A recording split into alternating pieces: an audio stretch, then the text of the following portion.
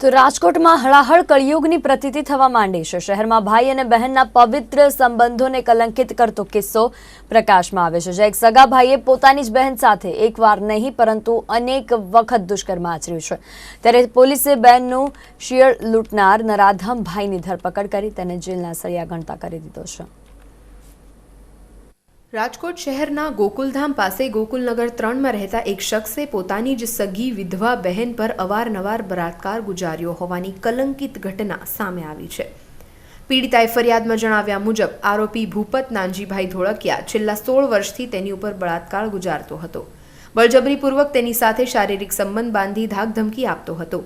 આ સાથે જ ધમકી આપતા કહ્યું હતું કે આ મામલે પીડિતાએ પોલીસને ફરિયાદ કરી હતી। ત્યારે આ મામલે પોલીસે આરોપીને ઝડપી પાડ્યો અને પીઆઈ ધોળાની સૂચના મુજબ પીએસઆઈ વીએન મોરવાડિયા અને સ્ટાફે આરોપી સામે આઈપીસી 376, 506(2), 323 મુજબ ગુનો નોંધી તપાસ હાથ ધરી છે।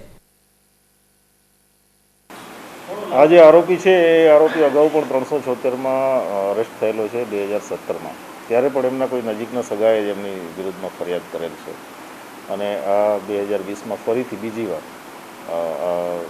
આ વખતે ફરિયાદી અલગ છે પણ એમને ફરિયાદ કરી છે અને હેબિચ્યુઅલ હોય એવું લાગે છે। હજી સુધી 16 વર્ષ લાંબા ગાળાથી શોષણ કરતો એવા પુરાવા નથી મળ્યા, પણ 2 વર્ષથી 16 વર્ષ પહેલાં એક નાનકડો બનાવ બનેલો એવું ફરિયાદીનું કહેવું છે।